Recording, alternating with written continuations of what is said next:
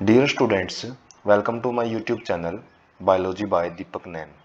आज हम 12th class के एनसीईआरटी बायोलॉजी बुक से chapter number 2 sexual reproduction in flowering plants के जो चैप्टर के एंड में एनसीईआरटी क्वेश्चंस हैं उनके आंसर्स हैं वो डिस्कस करेंगे। तो स्टार्ट करते हैं फर्स्ट क्वेश्चन से।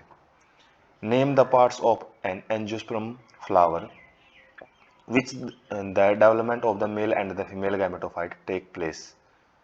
तो हमको एंजियोस्पर्मिक फ्लावर के वो पार्ट्स के बारे में बताना है जहाँ पे मेल और फीमेल गैमेटोफाइट है।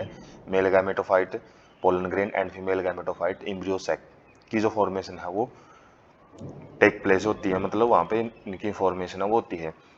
एंजियोस्पर्म्स के अंदर जो मेल गैमेट्स हैं वो एंथर के अंदर डेवलप होते हैं जो कि स्टेमन के एक पार्ट रहता है, और जबकि ऑन द कॉन्ट्ररी मीन्स इसकी तुलना में फीमेल गैमेट्स या फीमेल गैमेटोफाइट्स जो एम्ब्रियो सैक है वो ओव्यूल्स के अंदर डेवलप होते हैं, और ओव्यूल को मेगास्पोरेंजियम बोला जाता है। और ओव्यूल ओवरी के अंदर पाया जाता है, और ओवरी जो कि एक पिस्टल या कार्पल का पार्ट रहता है। डिफरेंशिएट बिटवीन जो नेक्स्ट क्वेश्चन है उसमें रहेगा कि माइक्रोस्पोरोजेनेसिस एंड मेगास्पोरोजेनेसिस के बीच में हमने जो अंतर है वो स्पष्ट करना है। तो हम टेबल से समझेंगे। माइक्रोस्पोरोजेनेसिस से जो रिलेटेड डिस्कशन है वो लेफ्ट हैंड साइड में है, जबकि मेगास्पोरोजेनेसिस से रिलेटेड डिस्कशन है वो राइट हैंड साइड में है। तो माइक्रोस्पोरोजेनेसिस में जो डिप्लॉयड माइक्रोस्पोर मदर सेल्स है उसके अंदर मियोसिस होती है जिससे हैप्लॉयड माइक्रोस्पोर्स बनते हैं, और इसके अंदर हैप्लॉयड मेगास्पोर्स बनते हैं। सेम कंडीशन है, मियोसिस यहाँ पे भी होती है और डिप्लॉयड मदर सेल से ही मेगास्पोर्स बनते हैं, लेकिन यहाँ पे एक जो मदर सेल है, डिप्लॉयड मदर सेल है, उससे केवल एक ही मेगास्पोर बनता है, जबकि यहाँ पे 4 माइक्रोस्पोर्स है वो बनते हैं। Occurs inside the pollen sacs, जो माइक्रोस्पोरोजेनेसिस है वो पोलन सेक्स के अंदर होती है जो कि माइक्रोस्पोरेंजियम एक पार्ट रहता है एंथर के अंदर, और जबकि जो मेगास्पोरोजेनेसिस है वो ओव्यूल्स के अंदर देखने को मिलती है फीमेल पार्ट के अंदर। Pollens are produced by the microsporogenesis, pollen grains हैं वो माइक्रोस्पोरोजेनेसिस से प्रोड्यूस होते हैं, जबकि जो एम्ब्रियो सेक्स हैं वो मेगास्पोरोजेनेसिस से बनते हैं। The arrangement of microspores is tetrahedral. Tetrahedral means जो टेट्राड फॉर्मेशन होती है, 4 हैप्लॉइड माइक्रोस्पोर्स बनते हैं, तो उनका जो अरेंजमेंट है, उनकी जो शेप है वो टेट्राहेड्रल जियोमेट्री के अंदर आती है, जबकि arrangement of megaspores is linear. Linear means एक के पीछे एक या फिर एक के नीचे दूसरा और उसके बाद तीसरा, 4 इस तरीके से 4 मेगास्पोर्स रहते हैं, लेकिन केवल जैसे लास्ट पॉइंट दिया गया है only 1 out of the 4 megaspores is functional. यहाँ पे केवल एक ही फंक्शनल रहता है, बाकी 3 डिजेनरेट हो जाते हैं, और यहाँ पे चारों के चार जो माइक्रोस्पोर्स हैं वो फंक्शनल रहते हैं। Next question is which type of the cell division occur during these events, name the structure formed at the end of these two events. जो मेगास्पोरोजेनेसिस एंड माइक्रोस्पोरोजेनेसिस क्वेश्चन है उसी का एक एक्सटेंडेड यहाँ पे क्वेश्चन पूछा गया है कि जो भी हमने इवेंट्स के बीच में जो डिफरेंस देखे हैं उनमें किस टाइप का सेल डिवीजन है वो होता है। हालांकि डिफरेंस में हमने देख लिया वो मियोसिस टाइप का सेल डिवीजन रहता है जिसमें हैप्लॉइड स्ट्रक्चर्स बनती हैं, और इन द एंड इन दोनों इवेंट्स में कौन सी स्ट्रक्चर बनती हैं वो भी हमने यहाँ पे डिस्कस करना है। तो मियोटिक या फिर मियोसिस सेल डिवीजन है वो मेगास्पोरोजेनेसिस और माइक्रोस्पोरोजेनेसिस के टाइम पे होता है। It is also known as reductional division, इसको रिडक्शनल डिवीजन भी बोलते हैं, because the number of chromosomes or the set of the chromosome is reduced to half if a diploid body undergo during meiosis, then it will result in the formation of haploid gametes या haploid structures. The structures formed at the end of these events are, इनके जो structures formation होती है इनके and में जैसे पूछा गया है जो लास्ट पार्ट है इस क्वेश्चन का, तो जो माइक्रोस्पोरोजेनेसिस है उसके एंड में पोलन ग्रेन्स प्रोडक्शन होती है जो कि मेल गैमेटोफाइट रहता है, जबकि मेगास्पोरोजेनेसिस में एम्ब्रियो सैक फॉर्मेशन है वो होती है। ये पॉइंट हमने हालांकि इसे जो प्रीवियस स्लाइड है उसमें जो डिफ्रेंशिएट किया है उनके अंदर भी डिस्कस कर चुके हैं। नेक्स्ट क्वेश्चन है question number 3, arrange the following terms in correct developmental sequence. Pollen grain, sporogenous tissue, microspore tetrad, pollen mother cell and male gametes.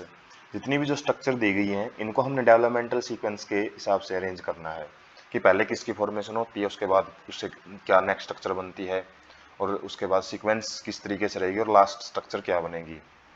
तो देखते हैं आंसर। सबसे पहले रहता है स्पोरोजीनियस टिश्यू। और स्पोरोजीनियस टिश्यू क्या रहता है, ये homogeneous mass of the cells रहता है जो कि यंग एंथर के अंदर पाया जाता है, और इसी से मैच्योर होकर जो पोलन सेक्स है, माइक्रोस्पोरेंजियम है, वो फॉर्मेशन होती है।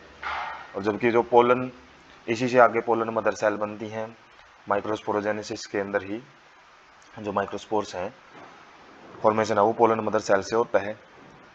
और पोलन मदर सेल्स में जब मियोसिस होती है तो 4 माइक्रोस्पोर बनते हैं जिसको माइक्रोस्पोर टेट्राड बोलते हैं, और यही माइक्रोस्पोर टेट्राड बाद में जाके पोलन ग्रेन से उनको बनाते हैं। और पोलन ग्रेन के अंदर ही जो मेल गैमेट्स हैं वो जनरेटिव सेल से बनते हैं, जबकि दूसरी सेल है वेजिटेटिव सेल जो कि पोलन ट्यूब फॉर्मेशन करती है। When the microsporangium is developing, जब माइक्रोस्पोरेंजियम डेवलप हो रही होती है, तो ये इवेंट्स के बारे में थोड़ा एक्सप्लेनेशन दिया गया है। वैसे तो सीक्वेंस जो पूछा गया क्वेश्चन में 1 मार्क में हम जस्ट सीक्वेंस बता सकते हैं। यदि 2 to 3 मार्क्स में विद एक्सप्लेनेशन पूछा जाता है तो हम को ये कुछ पॉइंट्स हैं वो भी डिस्कस करने पड़ेंगे। Every cell of the sporogenous tissue serves as a pollen mother cell. हर एक जो सेल है स्पोरोजीनियस टिश्यू की वो पोलन मदर सेल के रूप में काम करती है, और हर एक जो पोलन मदर सेल है वो मियोसिस के द्वारा माइक्रोस्पोर टेट्राड फॉर्मेशन है वो करती है, जिसके अंदर 4 हैप्लॉइड माइक्रोस्पोर्स हैं वो बनते हैं मियोसिस के द्वारा, वो हमने डिस्कस कर लिया पूरे पॉइंट में। When the anthers mature these microspores dissociate and develops into pollen grains. जैसे ही एंथर मैच्योर होता है तो माइक्रोस्पोर्स एक दूसरे से अलग अलग हो जाते हैं और सेपरेट सेपरेट वो पोलन ग्रेन्स है वो बनाते हैं। The pollen grains mature and give rise to male gametes. Pollen grains के अंदर ही जो सेल्स हैं वो बनती हैं, सेल डिवीजन के बाद एक वेजिटेटिव सेल, एक जनरेटिव सेल बनती है, और उसके बाद जनरेटिव सेल से मेल गैमेट्स फॉर्मेशन है वो होती है। Next question is question number 4. With a neat labeled diagram, describe the parts of a typical angiosperm ovule. So, it is only based on your drawing capacity how you make diagrams of a particular structure. So, this is the diagram of a typical angiosperm ovule, जिसके अंदर हम देख सकते हैं different parts हैं। जैसे सबसे पहले यदि पार्ट्स की बात करें, फ्यूनिकल रहता है जो कि एक स्टाक लाइक स्ट्रक्चर है जिसके द्वारा जो ओव्यूल है वो ओवरी वाल के साथ कनेक्ट होता है। उसके बाद हाइलम आता है, और हाइलम एक जंक्शन पॉइंट हम बोल सकते हैं जो कि फ्यूनिकल स्टाक लाइक स्ट्रक्चर जो ओव्यूल के साथ जहाँ पे अटैच होती है तो उसको हाइलम बोला जाता है। उसके अलावा कुछ स्ट्रक्चर्स हैं और स्ट्रक्चर्स में हम देख सकते हैं बीचों बीच एम्ब्रियोसैक रहता है, उसी के अंदर जो 8 न्यूक्लिएट और 7 सेल स्टेज पाई जाती है जो मैच्योर एम्ब्रियोसैक जिसको बोला जाता है। एम्ब्रियोसैक को कवर करता है न्यूसेलस, और न्यूसेलस को प्रोटेक्ट करती हैं integuments, inner and outer integuments है वो कवर करती हैं। और कुछ ऐसे लोकेशन होते हैं न्यूसेलस के ऊपर जहाँ पे इंटेग्यूमेंट्स इसको कवर नहीं कर पाती है, और उसी पार्ट को हम माइक्रोपाइल बोलते हैं। उसके अपोजिट जो पार्ट रहता है उसको चैलेजा या चैलेजल पोल बोला जाता है। और माइक्रोपाइल जिस साइड में रहता है उसी साइड में एम्ब्रियोसैक के अंदर एग पाया जाता है, और उसके अपोजिट में जो एंटीपोडल सेल्स हैं वो रहती हैं, बीच में 2 पोलर न्यूक्लियाई हैं वो प्रेजेंट होते हैं। माइक्रोस्पाइल ही एक ऐसी जगह है जहाँ से पोलन ट्यूब है वो एंटर करती है। तो डायग्राम केवल जहाँ पे पूछा जाता है तो वहाँ पे डायग्राम ही हमने डिस्क्राइब करना होता है। वैसे इसमें पूछा गया है कि डिफरेंट जो पार्ट्स हैं टिपिकल ओवल के उनको डिस्क्राइब भी करना है, तो इससे रिलेटेड हमको इन्फॉर्मेशन है वो भी प्रोवाइड करनी पड़ सकती है। तो यहाँ पे हम काफ़ी सारे टाइप्स के जो ओव्यूल हैं वो देख सकते हैं, डायग्राम कोई भी हम बना सकते हैं डिफरेंट लोकेशन, या फिर हम बोल सकते हैं जो माइक्रोपाइल पार्ट रहता है और जो फ्यूनिकल पार्ट रहता है इनके बीच में एंगल क्या रहेगा उसी के बेस पे इनके डिफरेंट नाम रहते हैं। जैसे एनसीईआरटी में जो ओव्यूल दिया गया है वो हम कंडीशन मैच करके देख सकते हैं, वो रहता है एनाट्रोपस ओव्यूल। और बाकी ऑर्थोट्रोपस ओव्यूल में हम देख सकते हैं कि जो एंगल है इनके बीच में 180 डिग्री का है, और फ्यूनिकल और इनके बीच में जो हम एंगल देखेंगे तो वो लगभग 20 डिग्री के आसपास या 10 डिग्री के आसपास रहेगा, जबकि सी के अंदर जो हम है मिट्रोपस ओवल के अंदर जो एंगल है, तो डिफरेंट एंगल के बेस पे इनके डिफरेंट नाम है वो रहते हैं। तो इतने सारे ओव्यूल्स बनाने की ज़रूरत नहीं है, एक कोई भी एक ओव्यूल है टिपिकल एंजियोस्पर्म ओव्यूल, उसका नेम के साथ डायग्राम है वो बना सकते हैं, और डिफरेंट पार्ट्स हैं उनको हम उस डायग्राम के अंदर लेबल कर सकते हैं। उसके बाद है जो डिस्क्रिप्शन पूछा गया है टिपिकल एंजियोस्पर्मिक ओव्यूल के अंदर डिफरेंट पार्ट्स के बारे में हम क्या इन्फॉर्मेशन है वो दे सकते हैं। तो सबसे पहले है फ्यूनिकल। फ्यूनिकल एक स्टाक लाइक एक डंडी जैसी स्ट्रक्चर होती है जो कि ओव्यूल को कनेक्ट करती है प्लेसेंटा के साथ। प्लेसेंटा एक कसन लाइक स्ट्रक्चर रहती है ओवरी वाल के ऊपर, जो भी न्यूट्रिएंट्स वगैरह है वो प्रोवाइड करती है ओव्यूल को। हाइलम एक जंक्शन हम बोल सकते हैं किस किस के बीच में, जो स्टाक लाइक स्ट्रक्चर फ्यूनिकल है उसके बीच में, और मेन जो ओव्यूल की बॉडी है उसके बीच में, और ये वही रीजन है जहाँ पे body of the ovule fuses with the funicle. Integuments क्या रहती है, प्रोटेक्टिव कवरिंग या प्रोटेक्टिव एनवलप रहते हैं जो कि न्यूसेलस को सराउंड करते हैं, जैसे हमने inner and outer integuments diagram में भी डिस्कस किया है। माइक्रोपाइल वो रीजन रहता है, वो एक लोकेशन है कहाँ पे, at the tip of the ovule, जहाँ पे इंटेग्यूमेंट्स हैं वो न्यूसेलस को अनसर्कल का मतलब घेरती नहीं है, कुछ ऐसी जगह छूट जाती हैं जो कि बाद में जो पोलन ट्यूब की एंट्री है उसका एक साइट बनती है। पोलन ट्यूब की एंट्री माइक्रोपाइल एंड से ही रहती है मैक्सिमम टाइम। चैलेजा बेसल पार्ट रहता है ओव्यूल का, जो कि माइक्रोपाइलर एंड के बिल्कुल अपोजिट रहता है। न्यूसेलस मास ऑफ सेल्स होती हैं, यहाँ पे काफ़ी सेल का एक ग्रुप रहता है जो कहाँ पे रहता है, इंटेग्यूमेंट्स के अंदर जो पाया जाता है। सेल्स ऑफ न्यूसेलस हैज या have abundant reserve food material, यहाँ पे जो फूड मटेरियल है वो काफ़ी मात्रा में पाया जाता है। क्यों पाया जाता है, क्योंकि उसी से ओव्यूल की जो फॉर्मेशन है उसको नरिशमेंट प्रोवाइड किया जाता है। जितनी भी ओव्यूल फॉर्मेशन रहेगी, जो न्यूट्रिएंट्स है वो यही सेल सप्लाई करती हैं। एम्ब्रियोसैक या फिर फीमेल गैमेटोफाइट जो कि सेंटर में लोकेटेड रहता है न्यूसेलस के अंदर, और ovule has a single embryo sac formed from a, ovule क्या रखता है, कि एम्ब्रियोसैक होता है सिंगल, और वो केवल एक ही मेगास्पोर से डेवलप होता है, और इस टाइप की डेवलपमेंट को मोनोस्पोरिक डेवलपमेंट बोला जाता है। Next question is question number 5, what is meant by monosporic development of female gametophyte. जैसे प्रीवियस स्लाइड में हम लास्ट पॉइंट पे डिस्कस कर रहे थे कि मोनोस्पोरिक डेवलपमेंट, उससे रिलेटेड कंप्लीट एक क्वेश्चन है वो हम देख सकते हैं। तो मोनोस्पोरिक डेवलपमेंट क्या होता है, तो हम बोल सकते हैं कि it is the development of female gametophyte from one functional megaspore. एक फंक्शनल मेगास्पोर से जो फीमेल गैमेटोफाइट है, जो एम्ब्रियोसैक है, जो कंप्लीट फॉर्मेशन होती है, तो उसी को मोनोस्पोरिक डेवलपमेंट बोला जाता है। Mono means single, sporic means megaspore, एक मेगास्पोर से कंप्लीट डेवलपमेंट फीमेल गैमेटोफाइट की। In angiosperm a single diploid mother megaspore undergo meiotic division to form 4 megaspore. Angiosperms के अंदर मियोसिस जब होती है गैमेट फॉर्मेशन के टाइम, जब मेगास्पोरोजेनेसिस होती है, तो केवल एक ही जो डिप्लॉयड मदर है, डिप्लॉयड मदर मेगास्पोर, वो 4 मेगास्पोर्स के अंदर जो डॉटर मेगास्पोर हम बोल सकते हैं, उसमें वो डिवाइड होता है मियोसिस के द्वारा, और उनमें से केवल एक ही फंक्शनल रहता है। Only 1 out of the 4 megaspore is functional, और जो कि फीमेल गैमेटोफाइट बनाता है। बाकी सभी 3 हैं वो डिजेनरेट हो जाते हैं, उनकी कोई भी आगे फंक्शन है वो नहीं रहता है। तो इसी वजह से एक फंक्शनल मेगास्पोर की वजह से पूरा कंप्लीट फीमेल गैमेटोफाइट का बनना ही मोनोस्पोरिक डेवलपमेंट कहलाता है।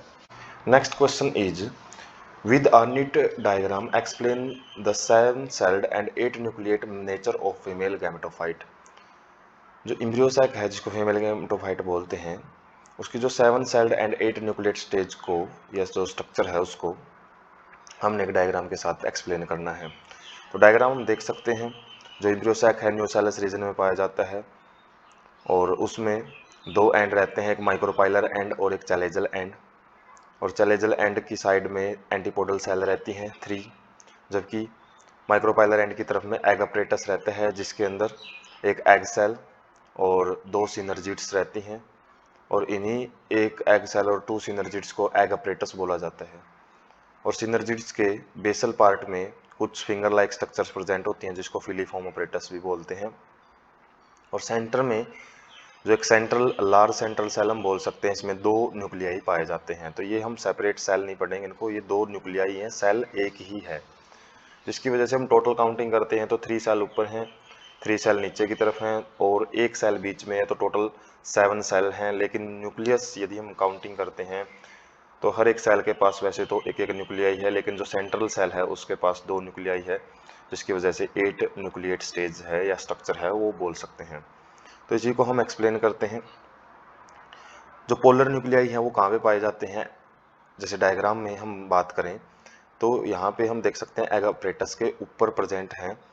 और किसमें है ये लार्ज सेंट्रल सेल, जो ये सेंट्रल सेल है, बाकी ऊपर वाली सेलों को छोड़ के और नीचे की सेल्स हैं उनको छोड़ते हैं। तो बीच में सेंट्रल सेल है, उसमें 2 न्यूक्लियाई प्रेजेंट रहते हैं, उन्हीं को पोलर न्यूक्लियाई बोलते हैं। एग अपरेटस क्या होता है, 3 सेल्स का ग्रुप जिसके अंदर 2 सिनर्जिड्स और 1 egg cell group together at micropylar end, micropylar end की तरफ रहते हैं।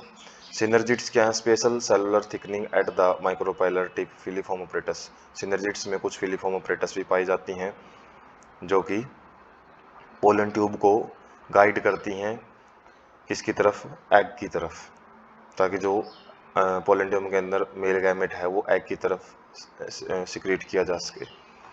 उसके बाद एंटीपोडल सेल्स जो कि चैलेजल एंड की तरफ पाई जाती हैं, तो 3 सेल्स हैं और इनके फंक्शन वैसे डिसाइड नहीं है, इतना ही आइडिया हमने रखना है कि 3 सेल्स जो रहती हैं वो चैलेजल एंड की तरफ, उन्हीं को हम एंटीपोडल सेल बोलते हैं। Next question is what are chasmogamous flower and can cross pollination occur in cleistogamous flower, give reasons for your answer. तो चैजमोगैमस फ्लावर क्या होते हैं और क्लिस्टोगैमस फ्लावर के अंदर पोलिनेशन हो सकती है, कौन सी क्रॉस पोलिनेशन हो सकती है या नहीं, उसी को हमने रीजन के साथ एक्सप्लेन करना है। तो चैजमोगैमस फ्लावर वो फ्लावर होते हैं जिनके अंदर जो पेटल्स हैं वो ओपन होती हैं, जो वेल एक्सपोज्ड फ्लावर जिसको हम बोल सकते हैं, जिनके अंदर रिप्रोडक्टिव ऑर्गन्स हैं, जैसे जो स्टेमन कार्पल जो बाहर से हम देख सकते हैं, उनको हम चैजमोगैमस फ्लावर बोलते हैं। जबकि क्लिस्टोगैमस फ्लावर क्या होते हैं, वो बंद फूल होते हैं जिसके अंदर हम बाहर से उसके जो फ्लोरल पार्ट्स हैं वो अच्छे ढंग से नहीं देख पाते। तो cleistogamous flowers are small closed flowers with unexposed reproductive organs. Unexposed का मतलब बाहर से इनके रिप्रोडक्टिव ऑर्गन को देखना थोड़ा टिपिकल रहता है, क्योंकि ये एक बड स्टेज में ही हम बोल सकते हैं वो पोलिनेशन है वो इनके अंदर पाई जाती है। तो एक्सपोज नहीं हो पाते हैं, जिसकी वजह से cross pollination means different flower को ये यूज नहीं कर सकते, उसके कोई पोलन ग्रेन है या फिर इसके पोलन ग्रेन किसी दूसरे फ्लावर के पास नहीं पहुंच सकते, तो इस वजह से क्रॉस पोलिनेशन है वो ऐसे फ्लावर्स में नहीं पाई जाती। However they undergo self pollination since the stigma and anther are present near each other. ऐसे फ्लावर्स में केवल सेल पोलिनेशन ही हो पाती है क्योंकि बाहर का कॉन्टैक्ट नहीं होता, क्योंकि जो बड पार्ट होता है सेपल्स हम बोल सकते हैं वो ढकी हुई रहती हैं, पेटल्स भी बाहर से नहीं दिखाई देती, तो जिसकी वजह से उनके अंदर एक ही कंडीशन है कि उसी फ्लावर के जो पोलन ग्रेन है उसी की स्टिग्मा पे पहुंचते हैं और सेल पोलिनेशन है वो करवाते हैं। Mention 2 strategies evolved to prevent self pollination in flower. तो क्वेश्चन नंबर 8 में पूछा गया है कि सेल पोलिनेशन से बचाव के लिए प्लांट कौन कौन सी स्ट्रेटजीज है वो इवॉल्व करता है। इवॉल्व मीन्स उसने कैसी ऐसी टेक्निक्स विकसित की है नेचुरली जिसके द्वारा वो क्रॉस पोलिनेशन से बच सेल पोलिनेशन से बच के, और जो कि हमने चैप्टर में आउट ब्रीडिंग डिवाइसेज के नाम से जो टेक्निक है वो डिस्कस की थी, वो 5 टेक्निक वहाँ पे हम डिस्कस करते हैं, उन्हीं में से कोई 2 स्ट्रेटजीज हैं, टेक्निक्स हैं वो बतानी है। तो देयर आर 2 स्ट्रेटजीज, जो 2 तकनीक हैं जो सेल पोलिनेशन से बचाती हैं फ्लावर को, वो कौन कौन सी हैं। डाइकोगैमी, डाइकोगैमी का मतलब होता है जिसके अंदर मेल और फीमेल रिप्रोडक्टिव ऑर्गन्स हैं वो डिफरेंट टाइम्स पे प्रोड्यूस होते हैं। डिफरेंट टाइम्स मीन्स जो उनका मैच्योर होने का जो पीरियड है वो आगे पीछे रहता है, एक टाइम पे मैच्योर नहीं होते हैं।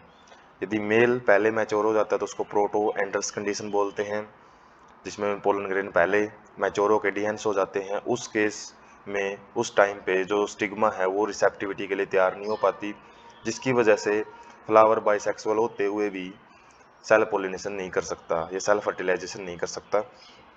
और यदि मेल पार्ट पहले मैच्योर हो जाता है तो उसको प्रोटोगाइनस कंडीशन बोलते हैं। तो ये डिकोगामी के अंदर दो कंडीशन रहती हैं।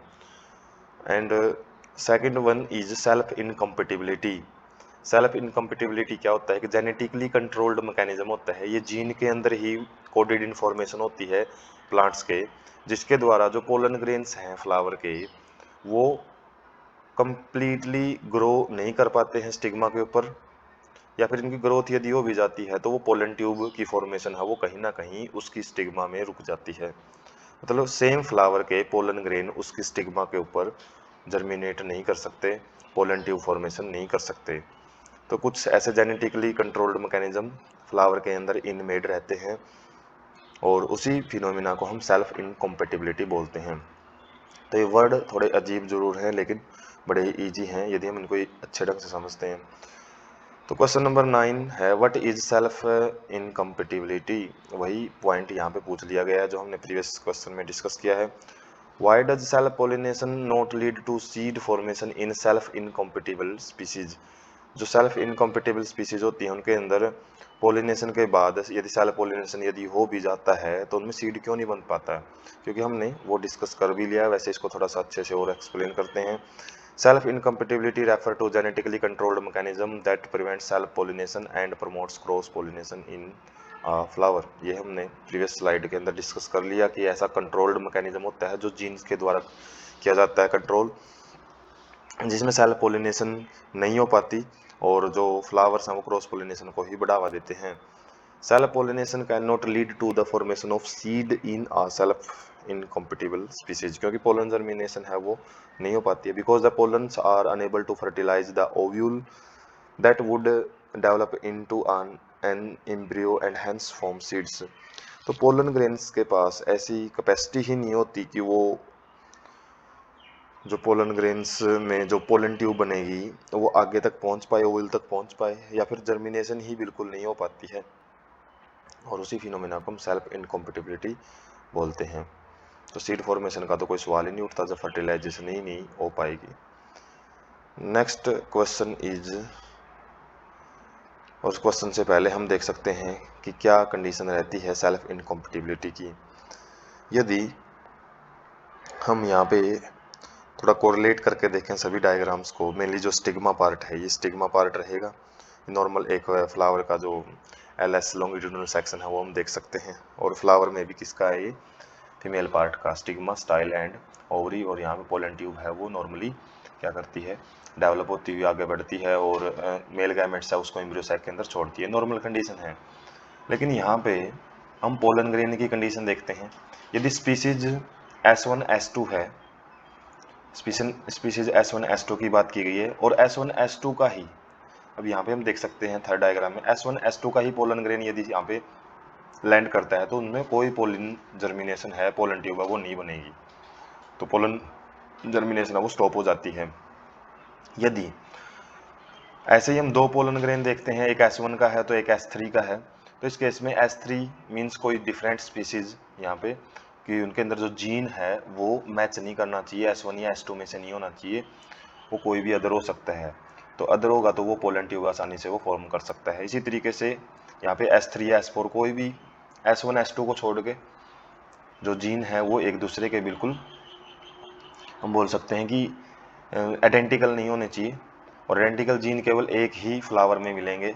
सिंगल फ्लावर के अंदर जो पोलन ग्रेन है उनके अंदर जो जेनेटिक मेकअप है और स्टिग्मा के अंदर बिल्कुल सेम रहेगा, और सेम रहेगा तो उस कंडीशन में यहाँ पे कोई पोलन जर्मिनेशन है वो नहीं हो पाएगी। इसी को सेल्फ मीन्स खुद की इनकम्पेटिबिलिटी का मतलब होता है कि जो पोलन ग्रेन है वो फर्टिलाइज नहीं कर सकता।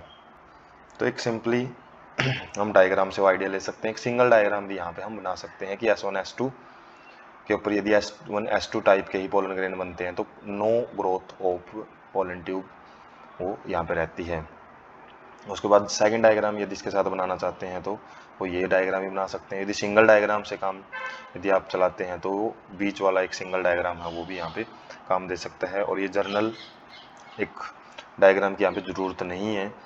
तो ये एक ओवरव्यू या फिर एक आइडिया देने के लिए कि किस तरीके से पोलन ट्यूब है वो बनती है।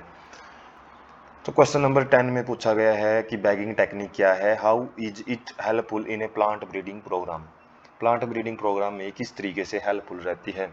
जो भी हम नई नई हाइब्रिड नस्ल वगैरह तैयार करते हैं डिफरेंट प्लांट्स की स्पीसीज की, तो उसमें कैसे हेल्पफुल रहता है। तो बैगिंग टेक्निक बड़ी हेल्पफुल रहती है किसके लिए, preventing the fertilization of stigma by any undesired pollen grain.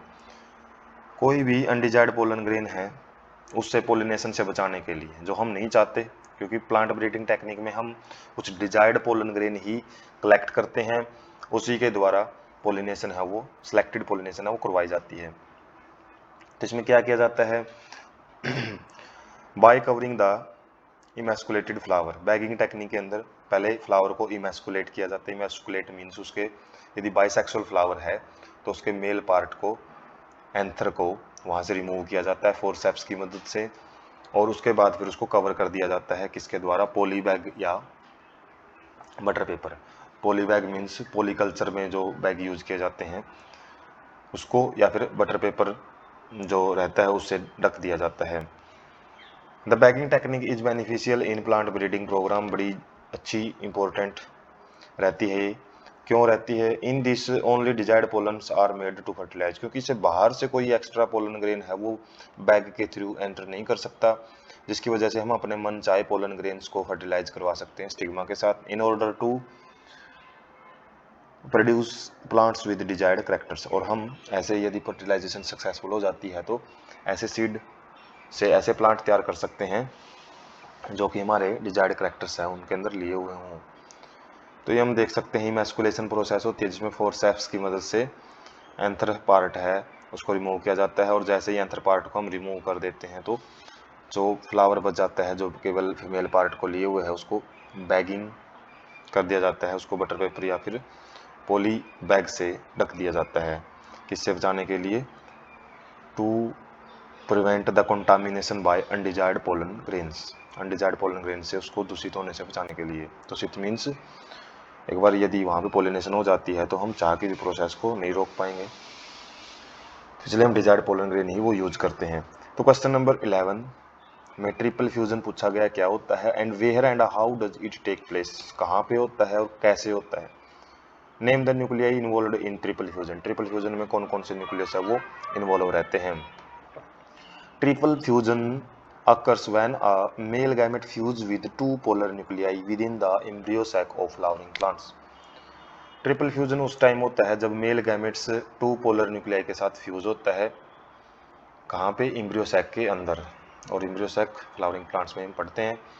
Events of triple fusion. Triple fusion में क्या रहता है, ट्रिपल मीन्स 3 बार हम फ्यूजन बोल सकते हैं, जिसमें जो pollen grains get dusted on the stigma and germinate giving rise to pollen tube and enters the ovule. जो पोस्ट पोलिनेशन इवेंट्स की बात हम यदि करते हैं तो वहाँ पे जैसे ही pollen grain dusted means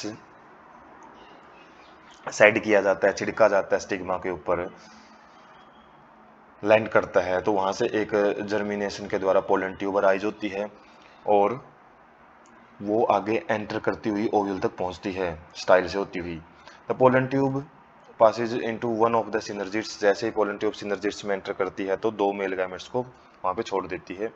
1 out of the 2 mail gamete fuse with the egg. तो यहाँ पे हम एक फ्यूजन देख सकते हैं कि एक मेल गैमेट है,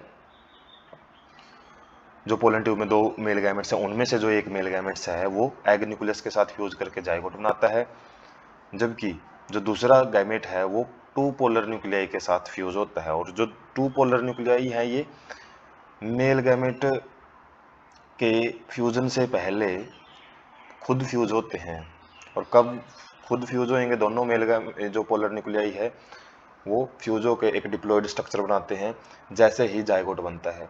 तो जाइगोट के बनते ही जो पोलर न्यूक्लियाई हैं वो आपस में फ्यूज हो जाते हैं, जिसको हम डबल टाइम फ्यूजन बोलते हैं।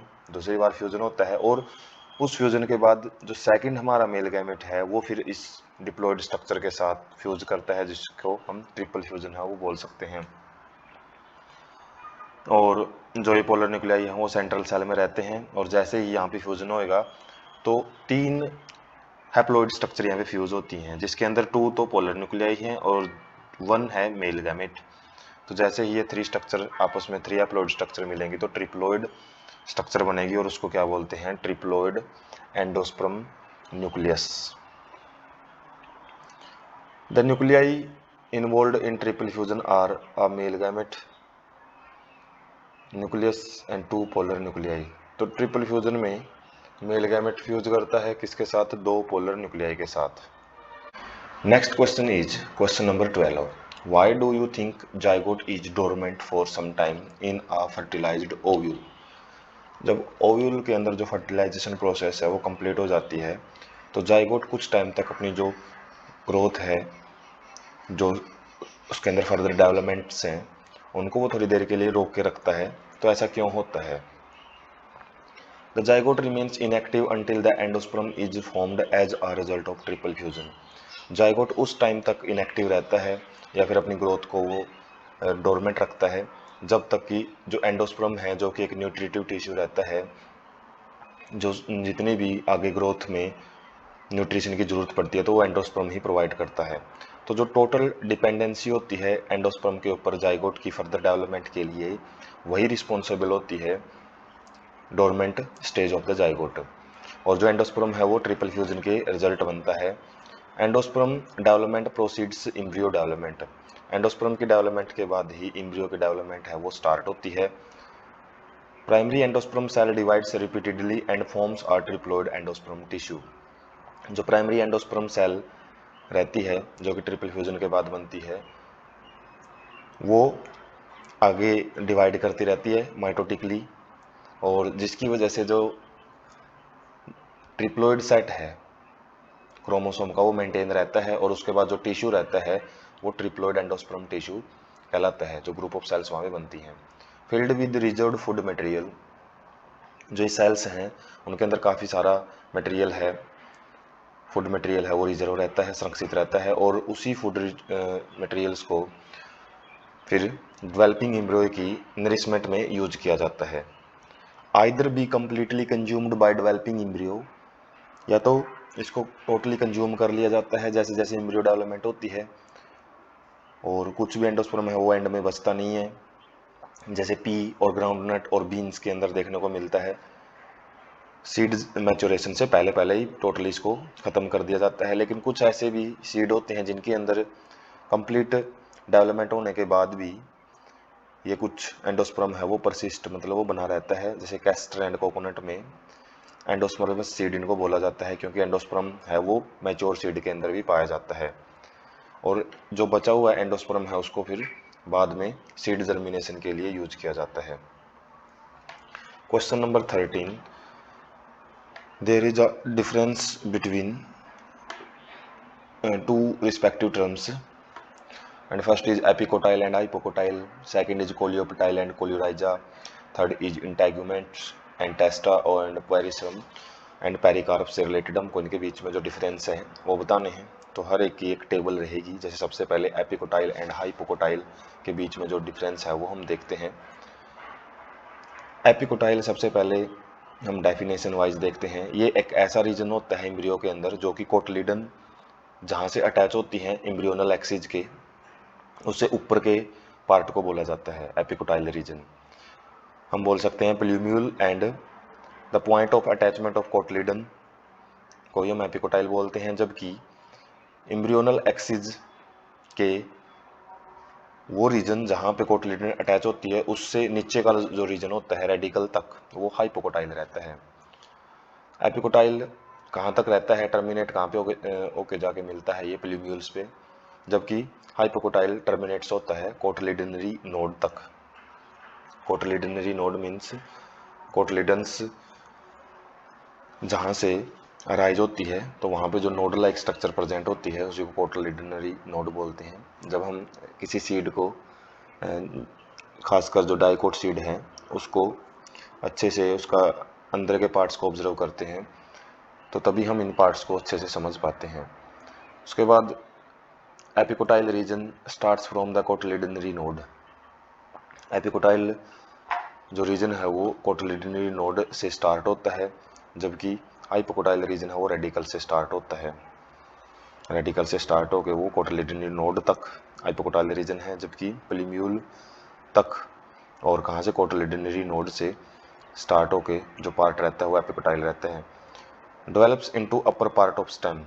तो एपिकोटाइल में जितना भी स्टेम का अपर पार्ट रहता है उसमें ये डेवलप करेगा। जो स्टेम का अपर पार्ट है वो इसी हिस्से से बनता है, प्लूमेरियम भी बनाता है, और उसके साथ साथ में एपिकोटाइल भी उसकी मदद करता है। जबकि जो रूट्स का जो पार्ट्स होता है और develops into the part of the stem and that develops into the roots, तो मेनली हाइपोकोटाइल रेडिकल के साथ मिलकर रूट फॉर्मेशन करता है। elongates in epigeal germination and elongates in hypogeal germination. Epigeal का मतलब अबोव द सैंड या above the soil, soil के ऊपर जितनी भी जो सीड की जर्मिनेशन होती है उसको ये आगे बढ़ाता है। जबकि हाइपोजील्स मतलब बिलो द सोयल, जितनी भी आगे एलोंगेशन रहती है स्ट्रक्चर्स की, रूट्स जितनी ज़्यादा मिट्टी के अंदर जाती है तो वो इसी पार्ट्स की वजह से जर्मिनेट करती हैं। नेक्स्ट डिफरेंस है कोलियोपटाइल एंड कोलियोराइजा के बीच में। तो ये सीड जो मोनोकोट या डाइकोट सीड जब भी हम पढ़ते हैं तो उसमें ये डिफरेंट स्ट्रक्चर रहती हैं, तो उन्हीं के बीच में डिफरेंस है ये भी। तो हम इसको भी एक एक पॉइंट से समझते हैं। जैसे कोलियोपटाइल एंड कोलियोराइजा। कोलियोपटाइल एक प्रोटेक्टिव शीथ होती है, जबकि ये अनडिफरेंशिएटेड शीथ होती है। अनडिफरेंशिएटेड मीन्स यहाँ पे कुछ ऐसी पार्टिकुलर सेल पाई जाती हैं जो कि जिनके फंक्शन डिसाइड नहीं होते हैं। कोलियोपटाइल प्रोटेक्ट करती है सूट टिप को, जिनके अंदर सीरियल्स एंड ग्रासेज, मोनोकोट्स के अंदर ज़्यादातर ये पाई जाती है, जैसे वीट वगैरह है वहाँ पे ज़्यादा देखने को मिलती है, और ग्रासेज में भी मोनोकोट के अंदर जो कोलियोपटाइल है उसका काम प्रोटेक्शन का होता है, और ये प्लूमेरियम के ऊपर प्रेजेंट रहती है। जबकि कोलियोराइजा का भी काम प्रोटेक्शन का रहता है, protects the root of germinating grass और सेरल्स और ग्रास की जो जर्मिनेटिंग पार्ट्स होते हैं रूट के, तो उसको प्रोटेक्ट करने का काम करती है। ये रूट्स वाले पोर्शन को प्रोटेक्ट करती है, स्टेम वाले पोर्शन को, सूट टिप वाले पोर्शन को प्रोटेक्ट करती है। Comes out of the soil, coleoptile मिट्टी से बाहर निकलती है जबकि ये मिट्टी के अंदर ही रहती है। कवर्स द प्लूमेरियल पार्ट को, जो सीड का एम्ब्रियोनल एक्सिस का जो अपर पार्ट है जो सूट सिस्टम बनाता है उसको कवर करती है। जबकि रूट कैप या फिर रेडिकल को कवर करने का काम कोलियोराइजा का रहता है। Breaks the seed coat and growth, ये सीड कोट को ब्रेक करके आगे ग्रोथ करती है। Breaks the seed coat and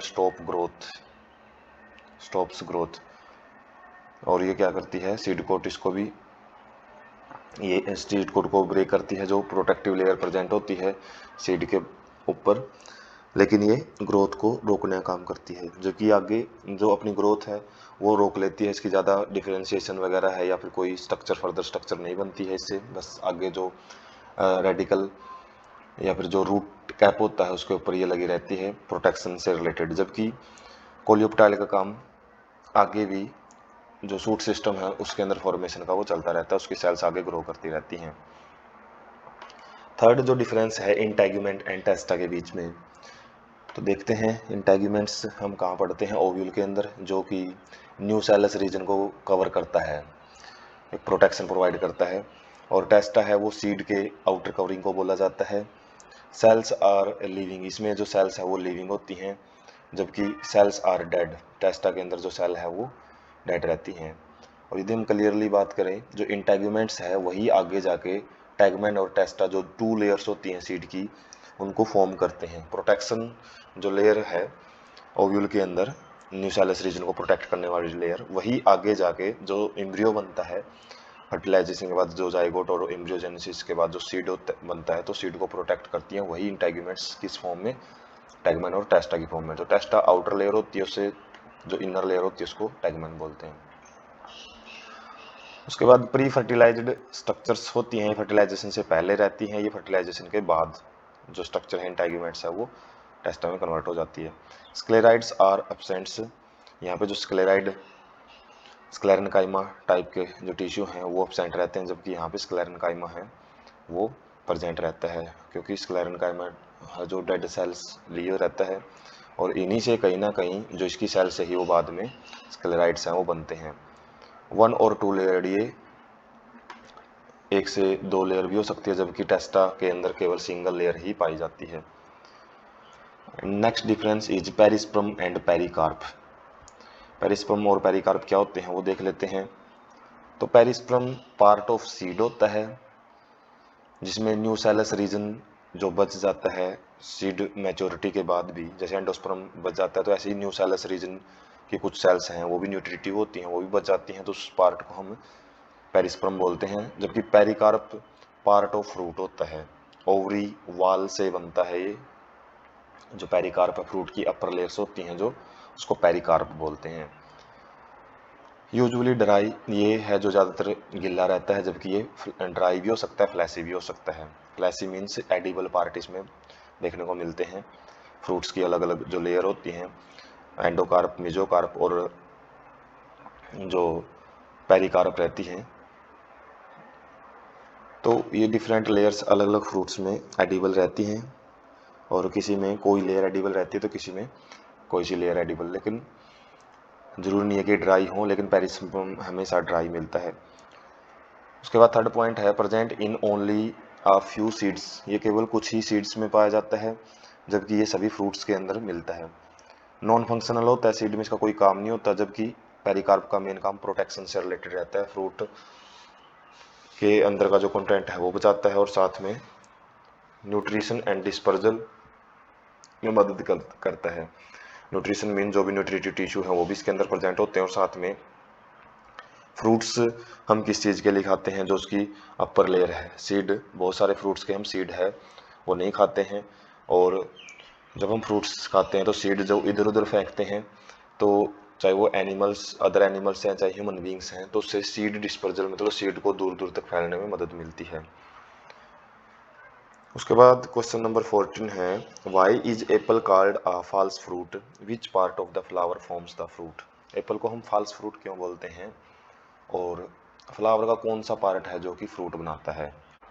तो हम एप्पल का जो डायग्राम है वो देख सकते हैं, और जो पेडिसेल है जो कि स्टॉक ऑफ द फ्लावर भी बोलते हैं हम। उसके बाद स्किन, स्किन मतलब आउटर प्रोटेक्टिव लेयर, जो छिलका रहता है। फ्लैश हम देख सकते हैं, मतलब जो एडिबल पार्ट है उसको बोला जाता है। सीड बिल्कुल सेंटर में रहते हैं, और कोर, सीड को प्रोटेक्ट करने वाला जो पोर्शन होता है उसको कोर बोलते हैं। कोर वैसे सेंट्रल एलिमेंट को बोला जाता है, जब वो काफ़ी सारी स्ट्रक्चर्स सेंटर में हो तो उसको पूरे को कंप्लीट हम कोर नाम दे देते हैं। उसके बाद calyx, calyx means sepals, group of sepals हैं जो वो एक साइड में रहती हैं। और बोलते क्यों हैं इसको false fruit. A false fruit is the one that is derived from some secondary parts not from the ovary. False fruit हम उस फ्रूट को बोलते हैं, ऐसा नहीं है कि वो नकली का फल है कि हम उसको खा नहीं सकते। फॉल्स फ्रूट केवल इसलिए बोला जाता है क्योंकि वो ओवरी से नहीं डेवलप होता है। वैसे तो ज़्यादातर जो फ्रूट्स हैं वो ओवरी से डेवलप होते हैं, ओवरी की वाल से ही आगे जो उनके अंदर एडिबल पार्ट है वो बनता है। लेकिन ओवरी के अलावा यदि कोई किसी दूसरे पार्ट से फ्रूट बनता है तो उसको हम फॉल्स फ्रूट बोलते हैं। ट्री फ्रूट हमेशा ओवरी से बने हुए फ्रूट्स को ही बोला जाता है। Apple is derived from the thalamus and hence called. जो थैलेमस रीजन होता है, जो एक प्लेटफॉर्म होता है जहाँ पे जो different words of the flower attach रहते हैं, तो उसको हम थैलेमस बोलते हैं, और थैलेमस से ही बनने की वजह से जो एप्पल है उसको फॉल्स फ्रूट बोला जाता है। इसी टाइप से बनाना है वो भी एक फॉल्स फ्रूट में ही आता है। उसके बाद 15 क्वेश्चन है, what is meant by emasculation and when and why does a plant breeder employ this technique. Emasculation क्या होता है और इस टेक्निक को कब और क्यों किया जाता है प्लांट ब्रीडर के द्वारा। तो इमैस्कुलेशन देखते हैं सबसे पहले। Removal of स्टेमन from bisexual flower, कोई भी बाइसेक्सुअल जिसके अंदर दोनों मेल एंड फीमेल पार्ट हैं, उसको, उसमें से हम जब स्टेमन या मेल पार्ट को रिमूव कर देते हैं तो उसी को इमैस्कुलेशन बोलते हैं। ई मीन्स रिमूव करना, मैस्कुलेशन मीन्स मैस्कुलिन या फिर male part. Before the maturation of anther in order to avoid self pollination in the flower. तो ये एंथर के मैच्योर होने से पहले पहले ये प्रोसेस की जाती है ताकि जो सेल पोलिनेशन है उससे बचा जा सके, और हम अपने मन मर्जी से किसी भी जगह से जो पोलन ग्रेन है, प्लांट ब्रीडर जैसे जो नई नई नस्लें तैयार करते हैं, डिफरेंट स्पीसीज के कम्बिनेशन बनाते हैं, तो उसके लिए सेल पोलिनेशन को रोकना बड़ा ज़रूरी होता है, और उसके लिए इमैस्कुलेशन प्रोसेस है वो की जाती है। This technique is employed when breeder wants plants of desired characteristics. ये टेक्निक उसी टाइम की जाती है जब कोई ब्रीडर है जो कि फसलों पे शोध करते हैं, और कोई नई हाइब्रिड है वो तैयार करते हैं, तो डिजायर्ड करेक्टरिस्टिक्स के प्लांट्स यदि वो बनाना चाहता है तो तब की जाती है। The flower are bagged even before the anther mature. Flower को एंथर मैच्योर होने से पहले भी बैग करके रखा जाता है। बाद में तो रखना ही होता है, इमैस्कुलेशन के बाद बैगिंग टेक्निक की जाती है, लेकिन उससे पहले भी, क्योंकि कई बार ये होता है कि जो स्टिग्मा है वो पहले मैच्योर हो जाता है और हम एंथर का वेट करते रहते हैं कि वो मैच्योर होगा तभी हम मैच्योर होने से पहले उसको रिमूव करेंगे। तो उससे पहले कई बार स्टिग्मा है वो पहले से मैच्योर हो जाती है और उसके ऊपर यदि किसी दूसरी जगह से पोलन ग्रेन आके गिर जाता है तो वो हमारे डिजायर्ड करेक्टरिस्टिक्स के सीड है वो प्रोड्यूस नहीं कर सकता। इसलिए जिस भी फ्लावर के अंदर हमको कोई हाइब्रिड सीड है वो प्रोड्यूस करने हैं तो उसके लिए बैगिंग टेक्निक इमैस्कुलेशन से पहले भी की जाती है और इमैस्कुलेशन के बाद भी, क्योंकि हम वैसे बैगिंग टेक्निक को इमैस्कुलेशन के बाद ही पढ़ते हैं। वैन स्टिग्मा मैच्योर, जैसे ही स्टिग्मा मैच्योर होती है तो जो पोलन ग्रेन्स हैं हमारे डिजायर्ड करेक्टरिस्टिक्स के, जिस भी हम प्लांट के डिजायर करेक्टरिस्टिक्स उस एक पर्टिकुलर फ्लावर में हम डालना चाहते हैं, तो उससे पोलन ग्रेन को लिया जाता है और जो कवर्ड स्टिग्मा है जो हमने प्रोटेक्ट करके बचा रखा है पहले जो बैगिंग टेक्निक से, उसके अंदर वो पोलन ग्रेन से उस स्टिग्मा को के ऊपर सेट किए जाते हैं and are allowed to pollinate, और उसके बाद उनको पोलिनेशन के लिए छोड़ दिया जाता है। किसके साथ? जिस फ्लावर के अंदर, क्योंकि यहाँ पे जो जिस फ्लावर से पोलन ग्रेन लिए हैं वो भी हमारे डिजायर्ड करेक्टरिस्टिक्स का है और जिसके साथ हमने जो पोलिनेशन करवाई है, जिस स्टिग्मा को हमने कवर करके रखा हुआ वो भी हमारे डिजायर्ड करेक्टरिस्टिक्स का है। और जो प्लांट ब्रीडर्स हैं वो क्या करते हैं, अब मान लो एक प्लांट के पास कोई स्पेशल करेक्टर्स है और दूसरे प्लांट के पास जो हमारा एक अलग डिजायर्ड करेक्टरिस्टिक्स है, दोनों करेक्टर्स पहले डिफरेंट डिफरेंट प्लांट्स में है, तो हम क्या करेंगे, उन दो प्लांट्स को सिलेक्ट करेंगे जिनमें दोनों में हमारे डिजायर्ड करेक्टर्स हैं अलग अलग हैं और उनको हम क्या करेंगे, फिर पोलिनेशन करवाएंगे, क्रॉस पोलिनेशन, और उसके बाद जो दोनों डिजायर्ड करेक्टरिस्टिक्स हैं वो एक ही आगे प्लांट के अंदर हैं वो देखने को मिलेंगे जैसे ही फर्टिलाइजेशन के बाद सीड से हम वो प्लांट उगाएंगे। तो जो बैगिंग टेक्निक है इसकी पिक हम पहले जो क्वेश्चन किया था हमने बैगिंग टेक्निक का, उसमें भी हम इस पिक को देख चुके हैं। और इमैस्कुलेशन प्रोसेस से पहले भी और उससे बाद में भी है बैगिंग टेक्निक की जाती है और इमैस्कुलेशन की प्रोसेस वो इस डायग्राम से हम समझ सकते हैं। Question number 16, if one can induce parthenocarpy through the application of growth substance which fruit would you select to induce parthenocarpy और एंड वाई? पार्थिनोकार्पी एक सीडलेस फ्रूट बनाने की एक प्रोसेस होती है जिसमें सीड नहीं होते हैं, या फिर हम बोल सकते हैं कि जिसमें ओवरी है वो फर्टिलाइजेशन से पहले ही मैच्योर हो जाती है, पोलिनेशन से पहले ही मैच्योर हो जाती है, तो उस केस में कोई सीड है वो नहीं बन पाता है। तो यदि हमको चांस मिले कि पार्थिनोकार्पी हम इंड्यूस कर सकें किसी ग्रोथ सब्सटेंस की वजह से, तो किस टाइप के फ्रूट्स हैं हम वो सेलेक्ट करेंगे पार्थिनोकार्पी के लिए एंड वाई क्यों? पार्थिनोकार्पी का मतलब होता है development of fruits without fertilization, fertilization के पहले ही या उसके बगैर ही हम फ्रूट्स है उसको डेवलप कर सकें, उसको विकसित कर सकें। The varieties of fruits such as watermelon, muskmelon devoid of seeds are in great demand, क्योंकि जो वाटरमेलन है जब हम इसको खाते हैं तो सीड बहुत सारे लोग हैं इसके निकाल के खाते हैं तो बड़ी प्रॉब्लम आती है। इसी तरीके से मस्कमेलन में भी, और बहुत सारे ऐसे फ्रूट्स हैं जिनके सीड हैं यदि हम खा लेते हैं तो वो प्रॉब्लम क्रिएट करते हैं। तो ऐसे कुछ फ्रूट्स को हम इस टेक्निक से पैदा कर सकते हैं and therefore these varieties will be developed by parthenocarpy, इसलिए इन वैराइटीज को हम पार्थिनोकार्पी से इंड्यूस कर सकते हैं। पिक से देख सकते हैं जैसे वाटरमेलन में बहुत सारे सीड पाए जाते हैं और इनको निकाल के खाना भी बहुत बड़ा टास्क हो जाता है, और ऐसे हम वाटरमेलन है वो भी प्रोड्यूस कर सकते हैं जिसमें कोई भी सीड है वो देखने को नहीं मिलता है। Question number 17, explain the role of tapetum in the formation of pollen grain wall. Pollen grain की जो वाल बनती है उसमें टैपेटम का क्या काम होता है? टैपेटम देखते हैं क्या है, इनरमोस्ट वाल लेयर ऑफ माइक्रोस्पोरेंजियम, माइक्रोस्पोरेंजियम की सबसे इनरमोस्ट वाल है। हम जो वाल पढ़ते हैं लगभग 4 लेयर्स रहती हैं माइक्रोस्पोरेंजियम की, और उसमें सबसे इनर मोस्ट लेयर को टाइपेटम बोला जाता है। और टाइपेटम के पास फूड मटेरियल रिजर्व रहता है, जो कि पोलन ग्रेन्स की जब डेवलपमेंट होती है तो उस टाइम न्यूट्रिशन प्रोवाइड करता है।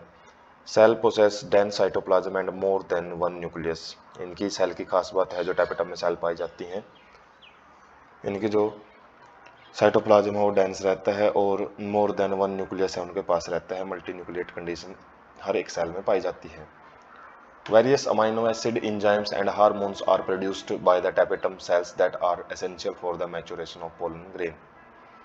बहुत सारे ऐसे अमाइनो एसिड जो कि प्रोटीन बनाते हैं, इंजाइम्स जो किसी प्रोसेस को फास्ट कर देते हैं, और हार्मोन्स जो केमिकल सिग्नलिंग का काम करते हैं, एक मैसेंजर का काम करते हैं, तो वो भी टैपेटम के द्वारा सिक्रीट किए जाते हैं, जिसके द्वारा जो पोलन ग्रेन्स हैं वो अच्छे से मैच्योर हो पाते हैं। Tapetum also forms the exine layer. तो जो पोलन ग्रेन की वाल से रिलेटेड क्वेश्चन पूछा गया था, तो उसका जो मेन आंसर है वो लास्ट लाइन में ये रहेगा कि जो एक्जाइन लेयर है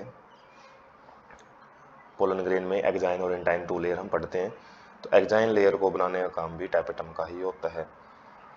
next and the last question is what is apomixis and what is its importance. Apomixis क्या है और इसकी क्या इंपॉर्टेंस है। एपोमिक्सिस एक ऐसी प्रोसेस है जिससे सीड प्रोड्यूस किए जाते हैं फर्टिलाइजेशन के बगैर ही। वैसे तो हम पढ़ते हैं कि फर्टिलाइजेशन के बाद ही जो सीड फॉर्मेशन है वो स्टार्ट होती है, जाइगोट, जाइगोट से एम्ब्रियो, उसके बाद जो भी ओव्यूल है वो सीड बनाता है। लेकिन उसके बगैर, फर्टिलाइजेशन के बगैर भी हम जो सीड है वो प्रोड्यूस कर सकते हैं। जैसा एग्जांपल देखने को मिलता है एस्ट्रेसिया एंड ग्रासेज के अंदर ज़्यादातर ये टेक्निक है वो की जाती है। There are several ways of development of apomictic seed. बहुत सारे तरीके हैं जिसके द्वारा हम एपोमिक्टिक सीड, मतलब ऐसे सीड्स जो कि फर्टिलाइजेशन से के बगैर ही बनाए जाते हैं। और इसकी इंपॉर्टेंस क्या रहेगी। यदि हम हाइब्रिड सीड जो कि हमारे डिजायर्ड कैरेक्टरिस्टिक्स के होते हैं उनको एपोमिक्टिक बना पाएँ, क्योंकि हाइब्रिड सीड की यही सबसे बड़ी खामी रहती है कि उनको हम बार बार यूज नहीं कर सकते, क्योंकि उसमें जो कैरेक्टर्स हैं वो इंडिपेंडेंटली असॉर्ट होते हैं। और इंडिपेंडेंटली असॉर्ट होने की वजह से जो कि मेंडल ने समझाई थी एक टेक्निक, जिसके द्वारा जो कैरेक्टर्स यदि हमने एक जनरेशन में इकट्ठे कर दिए तो नेक्स्ट जनरेशन में वो अलग अलग हो सकते हैं। तो ये हाइब्रिड सीड की बड़ी प्रॉब्लम रहती है कि हर बार उनको मार्केट से खरीद के ही उगाना पड़ता है। यदि हम हाइब्रिड सीड को एपोमिक्टिक बना सकें जिसमें फर्टिलाइजेशन ही ना हो, तो कोई अदर करेक्टर आने का वहाँ पे सवाल ही नहीं उठता है, और जिसकी वजह से हम जो हाइब्रिड नेचर है, जो हमारे डिजायर्ड करेक्टर्स हैं, वो फर्दर जनरेशन तक कंटिन्यू रख सकते हैं। हाइब्रिड सीड से रिलेटेड ही इसका इंपॉर्टेंस रहेगा। It plays a vital role in the production of hybrid seed. तो हाइब्रिड सीड में ही एपोमिक्टिक प्रोसेस को यूज किया जाता है। Apomixis inhibit the loss of desired characters in a hybrid. जैसे हमने अभी डिस्कस किया भी है कि एपोमिक्सिस है वो केवल एक सिंगल पेरेंट से ही जो आगे की जो जनरेशन है वो प्रोड्यूस कर सकते हैं। टाइप ऑफ एसेक्सुअल रिप्रोडक्शन हम बोल सकते हैं, जिसके द्वारा बाहर से जो कोई कैरेक्टर हैं वो रिकम्बाइन नहीं होंगे, और हमारे जो मनचाहे कैरेक्टर यदि किसी प्लांट में तो वो ऐसे कैसे कंजर्व रहते हैं। एसेक्सुअल रिप्रोडक्शन का सेक्सुअल रिप्रोडक्शन से यही एक अच्छा फायदा रहता है कि यदि कोई हमको ऐसे पार्टिकुलर कैरेक्टर्स कुछ ऐसे हैं जो हम चाहते हैं कि वो चेंज ना हो, वेरिएशन उसमें ना आए, तो उसमें एसेक्सुअल मोड ऑफ रिप्रोडक्शन को अपनाया जाता है। वरना सेक्सुअल मोड ऑफ रिप्रोडक्शन का एडवांस तो यही है कि वो वेरिएशन खोज करता है। There is no segregation of characters in the hybrid progeny. Hybrid progeny में कोई भी कैरेक्टर सेग्रीगेट नहीं होगा और जो कैरेक्टर्स हैं वो एक ही जगह रहेंगे। Also the process of production of hybrid seed through the cultivation is expensive. तो ये भी रहता है कि हाइब्रिड सीड को बार बार मार्केट से खरीदना पड़ता है, और हर एक सीड के लिए जो भी उसके पीछे जो प्रोसेस वगैरह यूज की जाती है, बायोटेक्नोलॉजिकल प्रोसेसेस, तो वो बड़ी एक्सपेंसिव होती है, बहुत ज़्यादा महंगे होते हैं हाइब्रिड सीड इस वजह से। Therefore apomixis is used for the production of hybrid seeds. इसलिए हाइब्रिड सीड्स को हम एपोमिक्सिस से बड़े अच्छे ढंग से अच्छे अमाउंट में प्रोड्यूस कर सकते हैं लो कॉस्ट पे। तो नेक्स्ट जो लास्ट स्लाइड है, जो भी आपने टाइम इसमें इन्वेस्ट किया है उसके लिए आपका थैंक यू।